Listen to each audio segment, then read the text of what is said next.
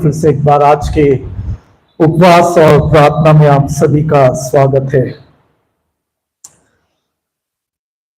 आज हम एक बाइबल स्टडी के ऊपर, एक विषय के ऊपर बाइबल स्टडी करने जा रहे हैं और वो है पतरस की पत्री, इसका पहला अध्याय और 3 से लेकर 7 वचन। मसीह में महिमा की आशा कष्टों के बावजूद, मसीह में महिमा की आशा कष्टों के बावजूद, glorious hope in Christ even in times of suffering। और इस वचन को हम थोड़ा अभ्यास से इस समय करेंगे।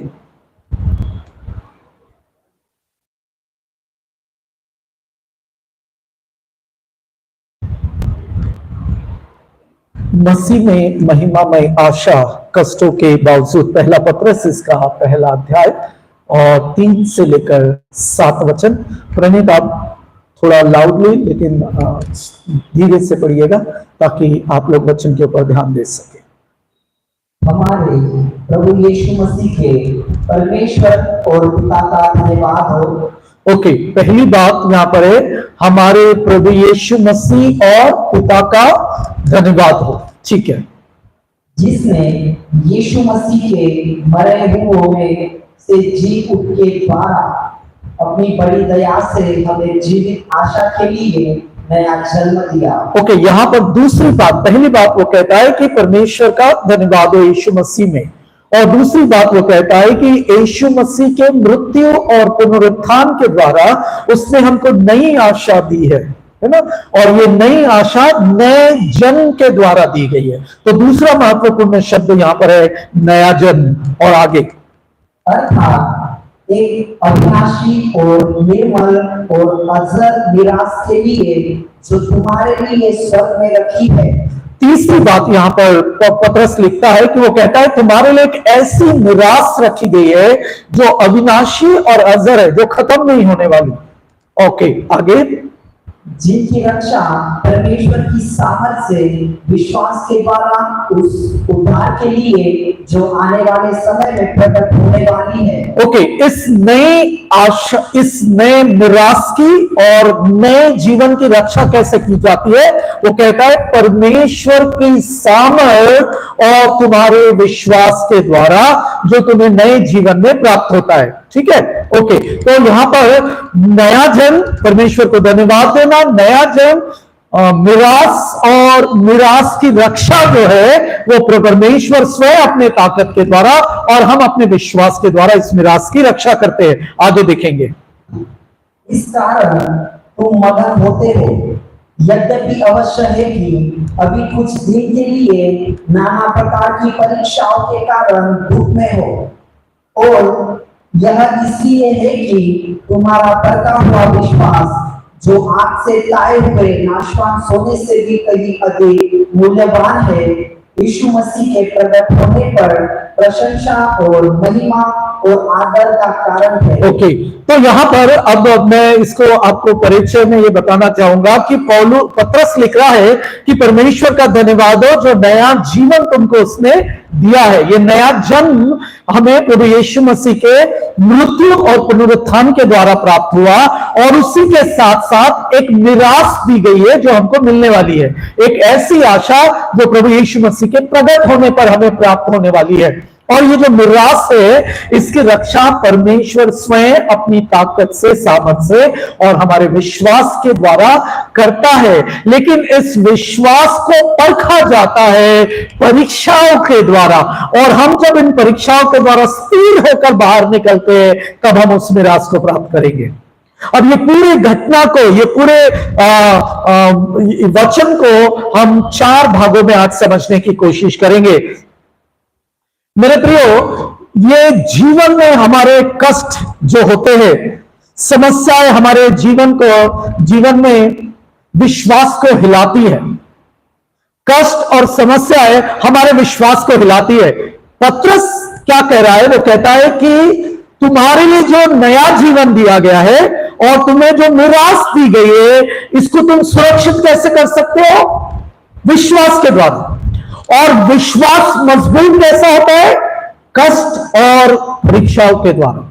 आप समझ रहे हैं मेरी बात को? हमारे पास दो चीजें हैं, नया जीवन और आने वाले समय में निराश। निराश मतलब यीशु के आने के बाद जो इनहेरिटेंस हमको मिलने वाला है, जो निराश हमको मिलने वाली है, उसकी रक्षा कैसे होती है?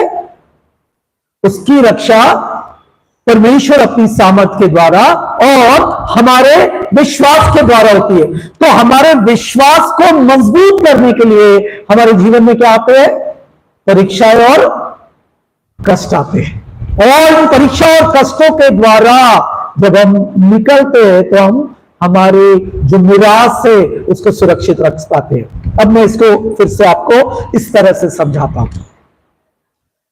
एक मां बाप है और ये मां बाप अपने बच्चों के लिए वसीयत बनाकर रखते हैं। वसीयत में वो लिखते हैं कि इस समय तक के ये धन और संपत्ति ये बैंक में जमा रहेगी, और जब हमारे बच्चे ये उम्र के हो जाएंगे तो ये संपत्ति मिल जाएगी, तब तक के ये संपत्ति को कोई भी हाथ नहीं लगा सकता, ना कि हम, ना वो बच्चे। समझ गए आप? तो परमेश्वर क्या कह रहा है? पौलुस इस वचन में कह रहा है, संपत्ति ये जो मिरास हमारे लिए रखी गई है, कहां पर है ये? स्वर्ग में। ये मिरास हमारी है, लेकिन हमको कब मिलेगी? यीशु के दूसरे आगमन पर। तब तक के ये स्वर्ग में सुरक्षित है। हालेलुया। ठीक है, इसकी रक्षा कौन करता है? परमेश्वर अपनी सामर्थ के द्वारा और हम अपने विश्वास के द्वारा। ये कब हमको मिलेगी? वो कहता है जब यीशु का दूसरा आगमन होगा। लेकिन परमेश्वर की सामर्थ तो काफी है, हमारा विश्वास डगमगाते रहता है, क्योंकि ये जो विरासत हमको मिलनी है, आज मिलेगी क्या? जब तक वो हमको विरासत नहीं मिलती। पत्रस लिखता है कि तुम जो कष्टों से जा रहे हो उसको आनंद की बात समझो, क्योंकि तुम्हारे विश्वास को ये मजबूत कर रही है। अगर तुम्हारा विश्वास मजबूत है तो तुम्हारी विरासत सुरक्षित है। अब ये बहुत इंपॉर्टेंट बात है, मैं आशा करता हूं आप समझ गए। फिर से मैं आपको समझाता हूं। एक माता पिता ने अपने बच्चों के लिए संपत्ति रखी है, लेकिन वो एक डीड बनाते। क्या डीड बनाते हैं? उदाहरण के तौर पे मेरा बच्चा 18 साल का होने के बाद ये सब कुछ उसका हो जाएगा, तब तक के वो संपत्ति की सुरक्षा कौन करता है? बैंक करता है या ट्रस्टीज करते हैं। तब तक के ये बच्चे को वो नहीं मिलता है, लेकिन जैसा वो समय आ जाता है, ये सारी विरासत किसकी हो जाती है? इस बच्चे की हो जाती है। अब हमारी निराश जो है, हमारी जो विरासत है, ये परमेश्वर के पास है। इसको प्राप्त करने के लिए हमको कब तक के रुकना है? प्रभु यीशु मसीह के दूसरे आगमन। इसकी रक्षा कौन करेगा? परमेश्वर अपनी सामर्थ के द्वारा, वचन 4 में, और हमारे विश्वास के द्वारा। परमेश्वर तो निराश की रक्षा करेगा सामर्थ के द्वारा, लेकिन अगर हमारा विश्वास नहीं रहा तो क्या होगा? हम रक्षा नहीं। और इसलिए ये विश्वास कमजोर ना हो तो परमेश्वर क्या करता है? उसको परीक्षाओं से गुजारता है, ताकि हमारा विश्वास यीशु के आने के दिन तक टिका रहे। इसीलिए वो कहता है तुम्हारे कष्टों में आनंद मनाओ, क्योंकि क्या हो रहा है उसके द्वारा?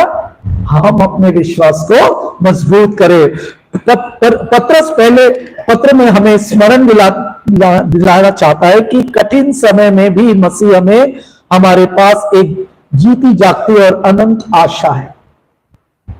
अर्थात ये पूरे इसको हम जब करते हैं तो पता चलता है कि वो कहता है यीशु के पुनरुत्थान के द्वारा यीशु हमारे साथ है, हमारे इस विश्वास के समय में।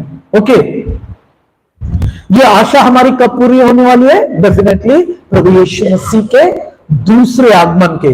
ये एक ऐसी विरासत के वादे से जुड़ी है जो कभी नष्ट नहीं होगी।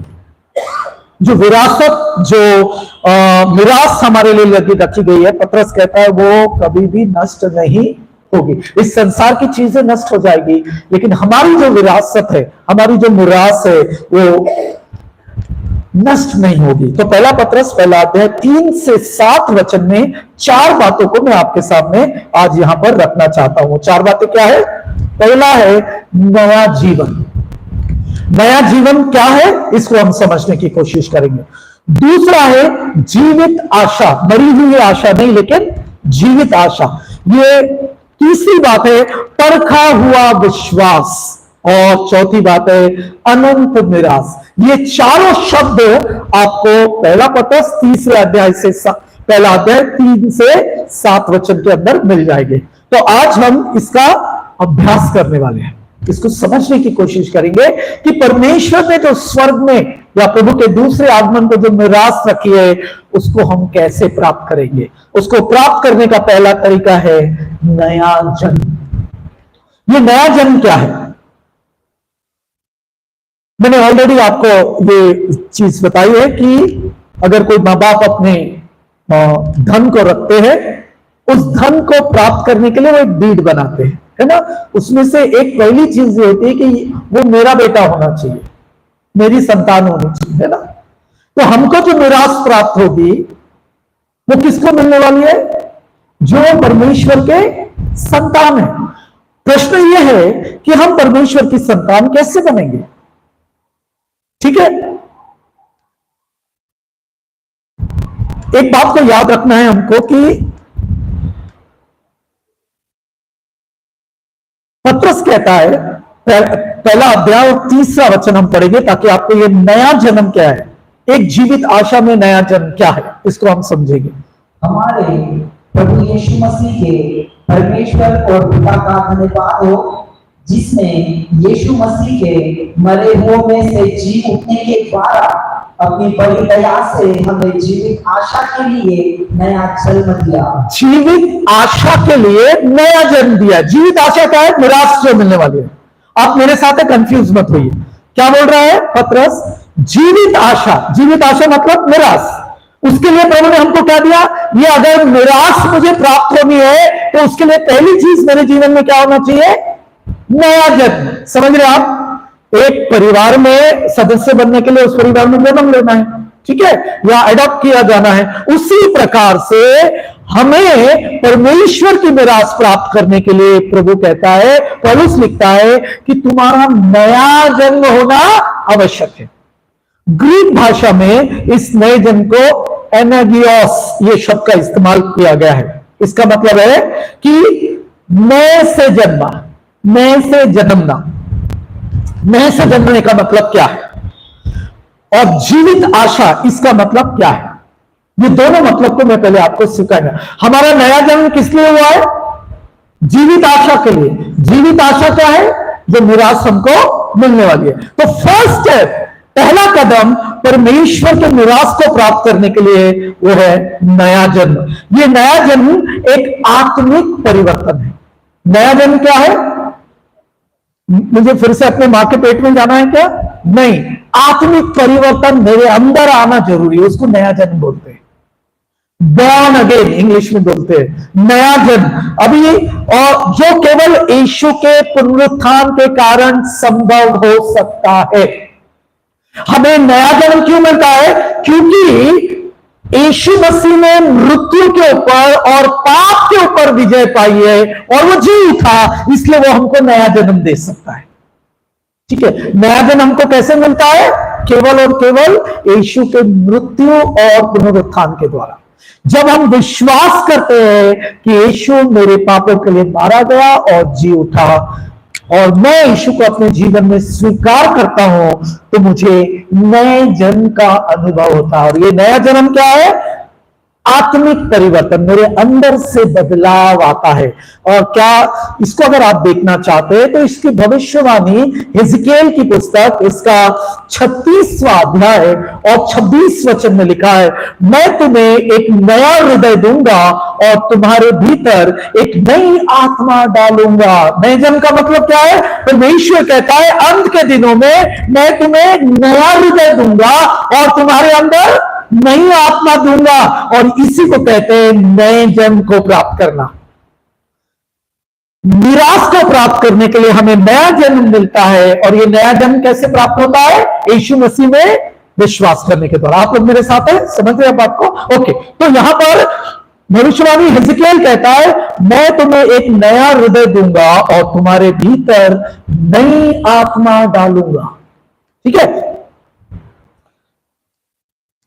ये जो भविष्यवाणी है ये नए जीवन की ओर हमें इशारा करती है, जो विश्वासियों के जीवन को पूरी तरह से बदल देता है।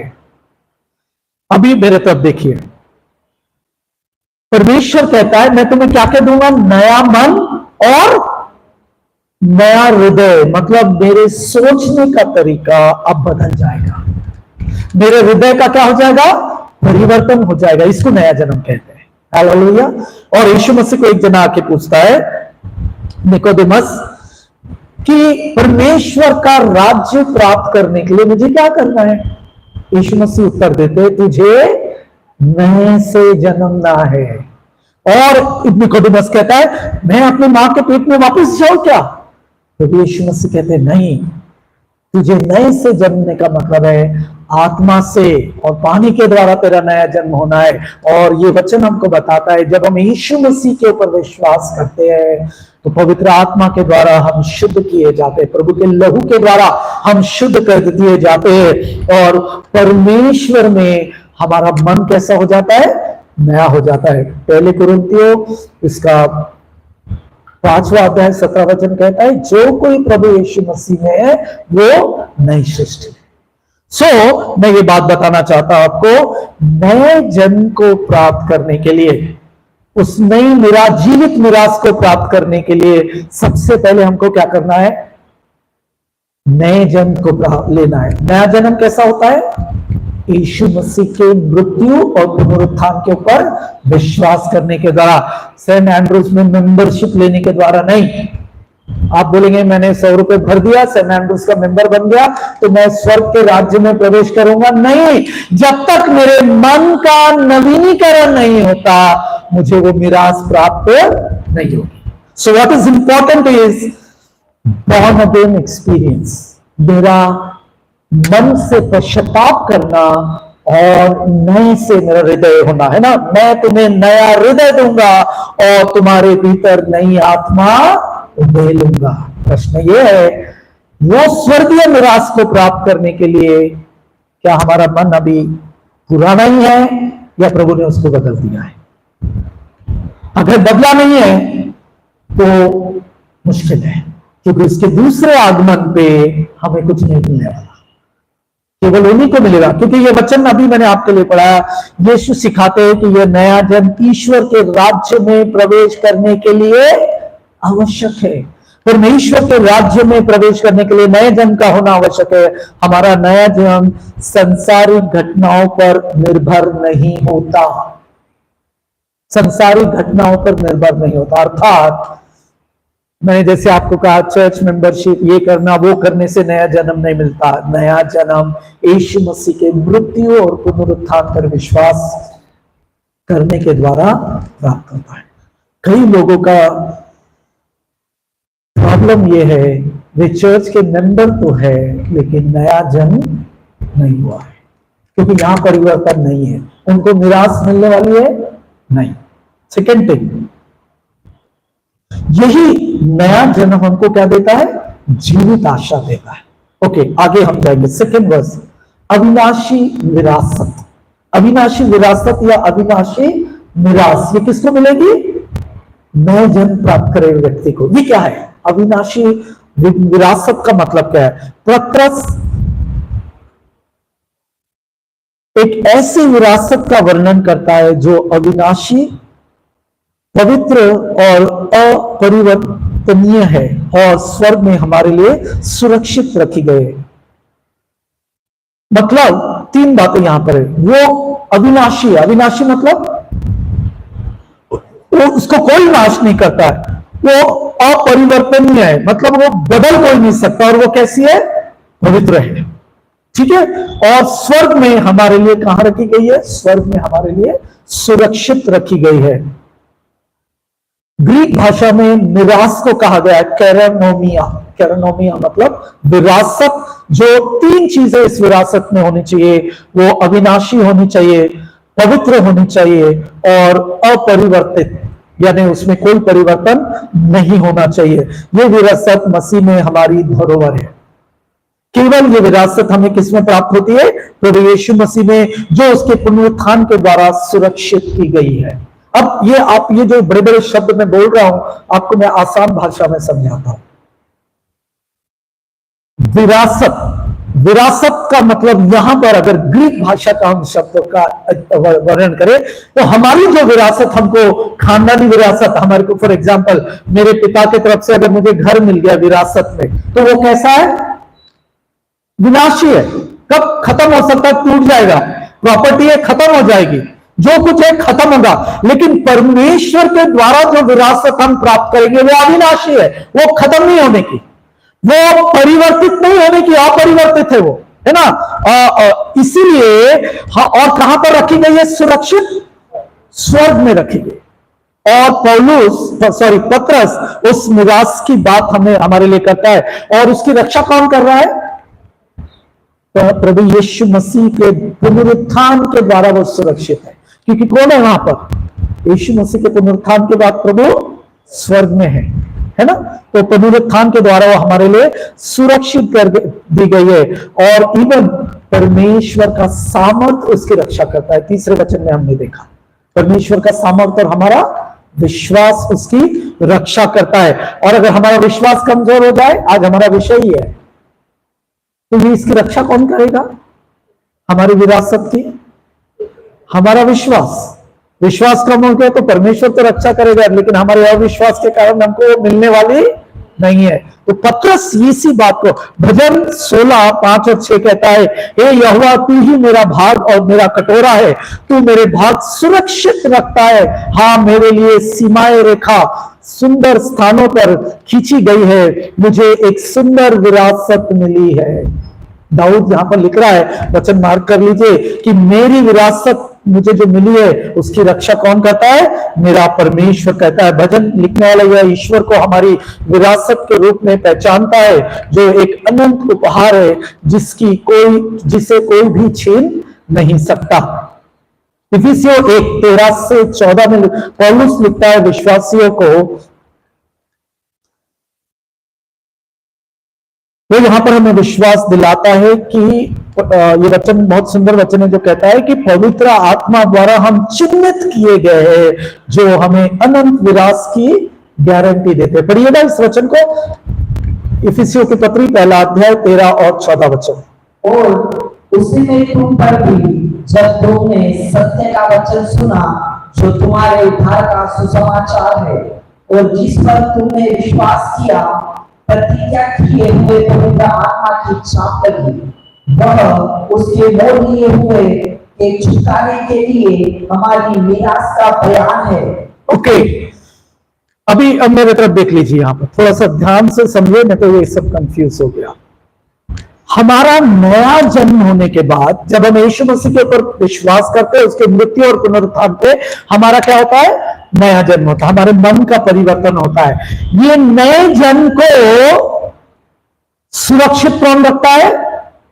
पौलुस कहता है नए जन्मे व्यक्ति को पवित्र आत्मा के द्वारा सील कर दिया जाता है। सील करना समझते हैं आप? हाँ, सील करना, कोई चीज को सील कर दिया जाता है, कपड़ा लगा के लाख लगा दी जाती है, उसको कोई खोल सकता है? नहीं। तो हमारे नए जन्म को कौन सील कर देता है? पवित्र आत्मा। कब तक के लिए? जब तक हमको वो मिरास नहीं मिलती है। हालेलुया, समझ गए आप? तो हमारी मिरास जो हमको प्राप्त होने वाली है, उसको प्राप्त करने तक के यहां पर वचन कहता है तुमको गारंटी है। क्या गारंटी है? कि पवित्र आत्मा में तुम कैसे रहोगे? सुरक्षित रहोगे। हालेलुया, है ना। तो सब कुछ प्रभु हमारे लिए कर रहा है, हमको क्या करना है वो आगे मैं आपको बताऊंगा, कि हमको विश्वास में मजबूत बने रहना है। और ये मिरास टूटने की नहीं, ये जो पवित्र आत्मा के द्वारा सील किया गया है, ये कभी टूटने का नहीं। परमेश्वर ने हमें, इस संसार की वस्तुएं टूट जाती है, नष्ट हो जाती है, लेकिन जो विरासत परमेश्वर ने हमारे लिए रखी है वो कभी टूटने की नहीं। मेरे प्रियो, इसके लिए विश्वास में मजबूत होना बहुत जरूरी है। हमारा नया जन्म हुआ है, हमारे नए जन्म को पवित्र आत्मा के द्वारा सील कर दिया गया है। अब हम जीवन की यात्रा में जब चल रहे हैं, हम उस मिरास को प्राप्त करने के लिए इस संसार में जीवित है, लेकिन इस संसार में जीते समय कई बार कष्टों का, दुखों का, परेशानियों का सामना करना पड़ता है। और इन कष्टों, दुखों और परेशानियों में एक चीज की परख होती है, वो है हमारे विश्वास की। क्योंकि मिरास को सुरक्षित कौन रख रहा है? मैंने अभी बताया, परमेश्वर और हमारा विश्वास। तो ये विश्वास कमजोर है, इसको मजबूत करने के लिए हमको परमेश्वर कैसे जाने देता है? परीक्षाओं से। और जब हम परीक्षाओं से जाते हैं, जैसे कि इजरायली लोग मिस्र से निकले और नाना प्रकार की परीक्षाओं से गुजरे, परमेश्वर उनको मजबूत करना चाहता था, पर मजबूत करे ताकि जब वो कनान देश में पहुंचे उनको विरासत मिल जाए। प्रभु ने उनको विरासत दी थी। क्या दी थी? कि तुमको मैं क्या दूंगा? कनान देश। और कनान देश को प्राप्त करने के लिए प्रभु उनको पूरी रीति से तैयार कर रहा था। लेकिन बड़ी दुख की बात है, 40 साल भटकते हुए भी वे तैयार नहीं हुए, और कनान देश में जाने के बाद भी जो विरासत उनको मिली थी उसकी वो रक्षा नहीं कर पाए। क्यों? विश्वास में डगमगाने के कारण, अविश्वास के कारण। और इसलिए आज मैं चाहता हूं तीसरा पॉइंट याद रखे, परखा हुआ विश्वास सोने से अधिक मूल्यवान है। इस्राएली लोग जब गुजर रहे थे तो वो अविश्वासी हो गए, बार बार अविश्वासी हो गए। उसी प्रकार से हमारी जीवन में, आप चाहे 20 साल के हो, 30 साल के हो, 40 साल के हो, 60 साल के हो, 70 साल के हो, अभी तक हमारी यात्रा चल रही है। कहां की यात्रा? ईरान प्रदेश से हम निकल गए। कहां से निकले? मिस्र की गुलामगिरी से, मतलब पाप की गुलामगिरी से निकल गए। नया मन मिल गया है, नया आत्मा मिल गया है, सुरक्षित कर दिया गया है। अब हम चल रहे हैं। तो यहां पर क्या होगा? बार बार विश्वास डगमगाएगा। और पत्रस यहां पर हमको लिखता है, पत्रस ये स्वीकार करता है कि विश्वासियों के द्वारा अनुभव किए गए कष्ट उनके विश्वास की परीक्षा लेते हैं। परमेश्वर का वचन हमको वहां पर बताता है कि जो सोने से भी अधिक मूल्यवान है। मेरे प्रियो, ये परीक्षाएं विश्वासियों को ऐसे परखती है जैसे आग सोने को शुद्ध करता है। डोकोमिया, ये शब्द का इस्तेमाल यहां पर किया गया, जिसका मतलब है आग में डालने के बाद खत्म नहीं होता, आग में डालने के बाद और शुद्ध होता है। अभी अय्यूब की पुस्तक, इसका 23वां अध्याय और 10 वचन क्या कहता है? परंतु वह मेरे मार्गों को जानता है, जब वह मुझे परखेगा तो मैं सोने के समान निकलूंगा। अय्यूब क्या कहता है? अय्यूब के बारे में आप जानते हैं, अय्यूब के कष्ट उससे परख रहे थे। अय्यूब की बहुत परीक्षा ली गई, लेकिन अंत क्या हुआ? विश्वास में वो सोने के समान शुद्ध हो गया। और उसी प्रकार से नए नियम में हमको बताया गया है, हे भाइयों, जब तुम विभिन्न प्रकार की परीक्षाओं का सामना करो तो इसे पूर्ण आनंद को समझो, क्योंकि तुम जानते हो कि तुम्हारे विश्वास की परीक्षा धैर्य उत्पन्न करती है। मेरे प्रियो, यहां पर याकूब हमको सिखाता है कि इस जीवन की यात्रा में जब हम चल रहे, नया जन्म पा लिया है, पवित्र आत्मा के द्वारा हमारी मिरास सुरक्षित कर दी गई है, लेकिन प्रतिदिन कष्टों का, परीक्षाओं का सामना करना पड़ेगा। ऐसे समय विश्वास को कमजोर होने ना दे। ये प्रश्न कभी ना पूछे, प्रभु मेरे साथ ही क्यों? प्रभु मेरे जीवन में ही क्यों? क्यों? उसका उत्तर क्या है? आपको प्रभु क्या कर रहा है? सोने से भी अधिक मूल्यवान बना रहा है। अगर वो आपको सोने से अधिक मूल्यवान नहीं बनाएगा तो उस मिरास की रक्षा कौन करेगा? उस मिरास को हम कैसे प्राप्त करेंगे अगर विश्वास में यही कमजोर हो जाएंगे। जीवन में परीक्षाओं का आना महत्वपूर्ण है। जो ये विचार कर रहे हैं कि हम मसीह पे विश्वास करेंगे सबको बहुत आसान रहेगा, आपको मिरास नहीं मिलने की। जिसको विरासत चाहिए, जिसको मिरास चाहिए, जिसको परमेश्वर की आशीष चाहिए, उसको दुखों से गुजरने के लिए अपने आप को तैयार करना बहुत जरूरी है। मैं फिर से आपको बार बार कह रहा हूं, उस मिरास की रक्षा कौन करता है? परमेश्वर की सामर्थ और हमारा विश्वास। अगर ये विश्वास कमजोर रहेगा तो कहां से रक्षा कर लेंगे? और हमारा बहुत बड़ा प्रश्न जो हमारे सामने, क्यों ये जीवन में ही परीक्षा क्यों? तो पतरस कहता है, हे भाइयों, इसको विभिन्न प्रकार की परीक्षाओं से गुजरो तो इसे संपूर्ण आनंद की बात समझो। दूसरों के सामने आनंदित हो, क्योंकि तुमको गारंटी है कि तुम्हें निराश मिलनी है। और जो नहीं पढ़ रहा है परीक्षा में, उसको निराश ही नहीं मिलने वाली है, वो तो ऑलरेडी पाप में है। हालेलुया, है ना? It is important that we face difficulties with joy because it is preparing us for heavenly kingdom.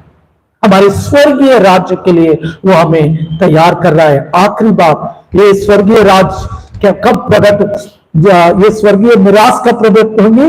मसीह के प्रकट होने पर महिमा और सम्मान हमको मिलेगा। किसको मिलेगा ये?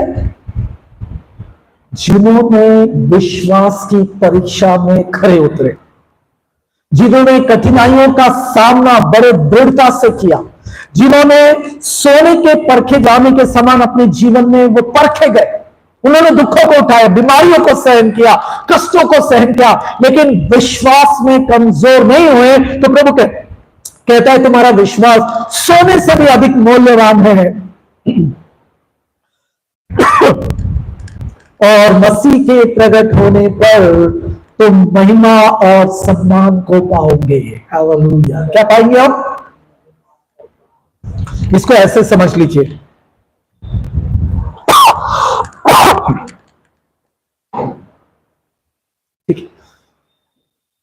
एक एथलीट आपने देखा है, ओलंपिक में भाग लेने जा रहा है, क्या करता है वो?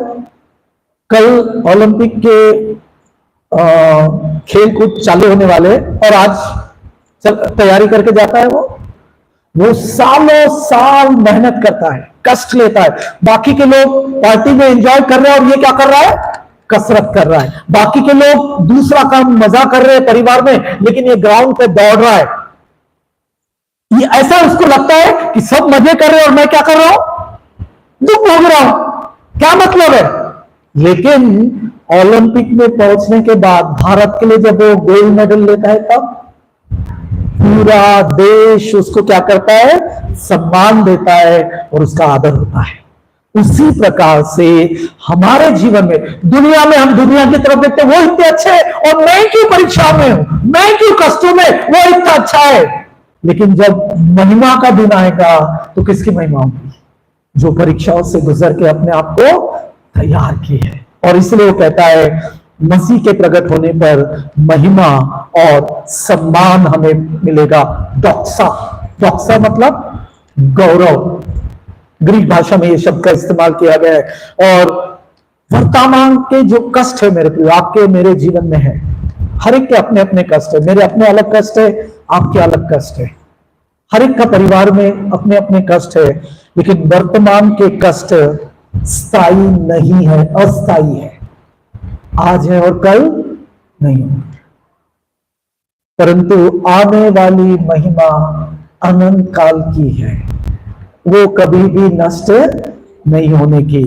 मेरे प्रियो, यशायाह 40, 41, 31 क्या कहता है? परंतु वे जो यहोवा की बाट जोते हैं, वे अपनी शक्ति को नया करेगा, वे उकाब के समान ऊंचाई में उड़ेंगे, वे दौड़ेंगे और थकेंगे नहीं, वे चलेंगे और हारेंगे नहीं। ये किसके लिए है? वे जो विश्वास करते हैं। रोमियो की पत्री 8वां अध्याय 18 वचन कहता है, मुझे लगता है कि हमारे वर्तमान के कष्ट उस महिमा के साथ तुलना के योग्य नहीं जो हमें प्रकट होने वाली है। पौलुस कहता है वर्तमान कष्ट आने वाली महिमा के तुलना में कुछ नहीं है। मेरे प्रियो, मैं यहां पर समाप्त करना चाहूंगा। पत्रस का पहला पत्रस पहला अध्याय 3 से 7 वचन हमको हिम्मत देता है, हमको 4 बातें कहता है। पहला वो कहता है तुम्हारा नए से जन्म होना बहुत जरूरी है। दूसरा वो कहता है तुम्हारे लिए तुम्हें नए जन्म होने के बाद पवित्र आत्मा के द्वारा तुम्हें सुरक्षित कर दिया गया है, और जब तुम पवित्र आत्मा के द्वारा सुरक्षित कर दिए गए, उस निराश की ओर तुम दौड़ रहे हो, तो उन कठिनाइयों का सामना विश्वास के साथ करो, उसमें डगमगाओ नहीं, क्योंकि अंत में जब वो निराश प्राप्त होगी तो आज के जो कष्ट है उस दिन वो कुछ भी नहीं होंगे।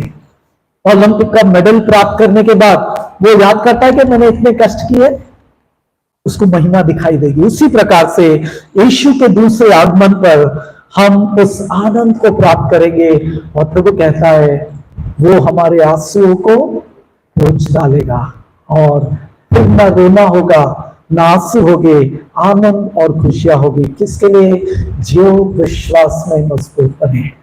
प्रभु आज के इस वचन के द्वारा आप सबको बहुत आशीष दे, और विश्वास में हमेशा मजबूत रखे। उस विरासत को प्राप्त करने के लिए हम कभी भी ना डरे। जितने लोग मुझे YouTube पे भी सुन रहे हैं, आपसे भी कहना चाहूंगा, आप जो यहां बैठे आपसे भी कहना चाहता हूं, इस दुनिया में कोई भी ऐसा नहीं जो परीक्षाओं से नहीं गुजर रहा है। हर कोई गुजरता है, लेकिन जो परीक्षाओं में सोने के समान परख कर निकल जाता है, स्वर्गीय निराश उसी को प्राप्त होगी। आइए हम प्रार्थना करें। प्रभु, हम आपको धन्यवाद देते हैं इस अद्भुत वचन के लिए।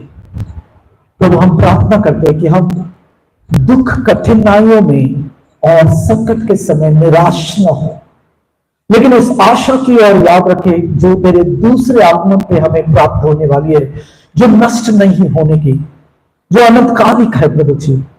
और उसको प्राप्त करने के लिए जिन परीक्षाओं से हम गुजरेंगे, हम में से हर एक की आप सहायता करें। वो परीक्षा बीमारी के रूप में, वो परीक्षा कर्जे के रूप में, वो परीक्षा नाना प्रकार के तकलीफ के रूप में भी हमारे सामने के अनादर के रूप में, और प्रिय परमेश्वर अलग अलग रूप में जब हमारे सामने आती है, हमें विश्वास में मजबूत बनाए रखे, ताकि हमारे विश्वास के परखे जाने के द्वारा हम मजबूत हो जाए और उस अनंत विरासत को हम प्राप्त कर सके। यीशु मसीह के नाम से ये प्रार्थना करते, इसलिए सुन और कबूल कर। आमीन। Praise the Lord. प्रभु आप सबको बहुत आशीष दे।